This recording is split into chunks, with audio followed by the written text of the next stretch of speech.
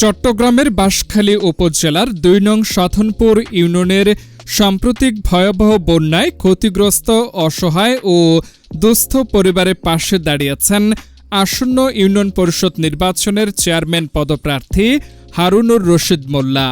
মানবিক উদ্যোগের অংশ হিসেবে তিনি নিজ উদ্যোগে বন্যা কবলিত বিভিন্ন এলাকার ক্ষতিগ্রস্ত পরিবারের মাঝে খাদ্য ও প্রয়োজনীয় উপহার সামগ্রী বিতরণ করেন। এ সময় তিনি দুর্গত মানুষের খোঁজ খবর নেন এবং তাদের দুর্ভোগ লাঘবে সর্বাত্মক সহযোগিতার আশ্বাস দেন।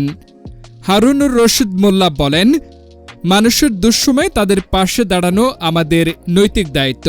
প্রাকৃতিক দুর্যোগে ক্ষতিগ্রস্ত মানুষের কষ্ট কিছুটা হলেও লাঘব করতে এই ক্ষুদ্র প্রয়াস। ভবিষ্যতেও সাধনপুর ইউনিয়নের মানুষের সুখে দুঃখে পাশে থাকতে চাই। ত্রাণ ও উপহার সামগ্রী পেয়ে উপকারভোগীরা হারুনুর রশিদ মোল্লার প্রতি কৃতজ্ঞতা প্রকাশ করেন। তারা বলেন, দুর্যোগের এই কঠিন সময়ে তার এমন মানবিক উদ্যোগ প্রশংসনীয় এবং ক্ষতিগ্রস্ত পরিবারের জন্য অনেক সহায়ক হয়েছে।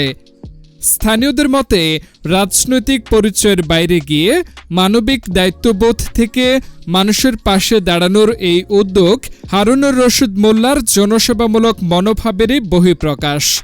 তার এ ধরনের কার্যক্রম সাধারণ মানুষের মাঝে ইতিবাচক সাড়া ফেলেছে এবং মানবিক সহায়তার দৃষ্টান্ত হিসেবে প্রশংসিত হচ্ছে।